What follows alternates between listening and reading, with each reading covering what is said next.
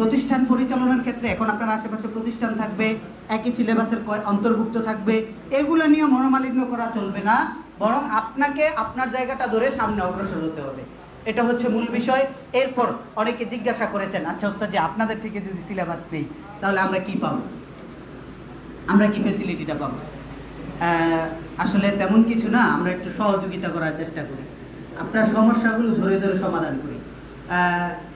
আমরা চেষ্টা করি একটা প্রতিষ্ঠান যখন অনেক প্রতিষ্ঠান আছে যারা সিলেবাসটা বানাতে পারে না, শীটটা বানাতে পারে না, প্রাথমিকভাবে আমরা তাকে এটাকে বানানো শিখাই, এটা দিয়ে দিয়ে তাকে বানানো এটা শিখাই।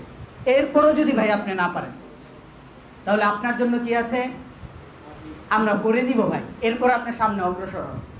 এরপর কি আছে, আমরা যেভাবে পড়াচ্ছি আপনিও সেভাবে পড়িয়ে সামনে অগ্রসর হন। এরপর আমাদের বাৎসরিক 6টা পরীক্ষা হয়। কয়টা ভাই? 6টা পরীক্ষা হয়। 6টার মধ্যে 3টা সেমিস্টার, 3টা টিউটোরিয়াল। এই 3টা সেমিস্টারের শীট পাবেন, 3টা টিউটোরিয়ালের শীট পাবেন।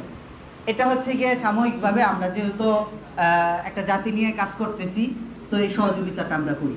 এখন কথা হচ্ছে, আপনি মনে মনে ভাবতে পারেন উনি বুঝি ওনার সিলেবাসের করতেছে, প্রচার প্রসার করতেছে। না ভাই, আমরা কখনোই কোনো সিলেবাসের, বিশেষ করে আমাদের সিলেবাসের আমরা প্রচার প্রসার করি না, যেহেতু আমরা বই নিয়ে আমাদের অতই নেই যে আপনি বই যেটাই পড়ান আপনার দক্ষতা লাগবে।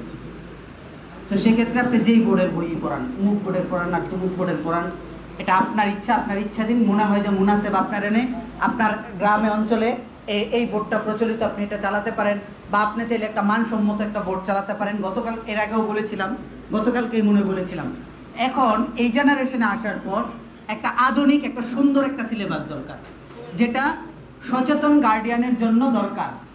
সচেতন গার্ডিয়ান সে সবসময় সচেতন, সে যেন আপনার কোনো কাজের মধ্যে ভুল ধরতে না পারে, আপনার কোনো শিক্ষা ব্যবস্থার মধ্যে সে যেন কোনো ভুল ধরতে না পারে, তাহলে সে তার বাচ্চাকে আপনার প্রতিষ্ঠানে পড়িয়ে শহরে যাইয়ে পাবে।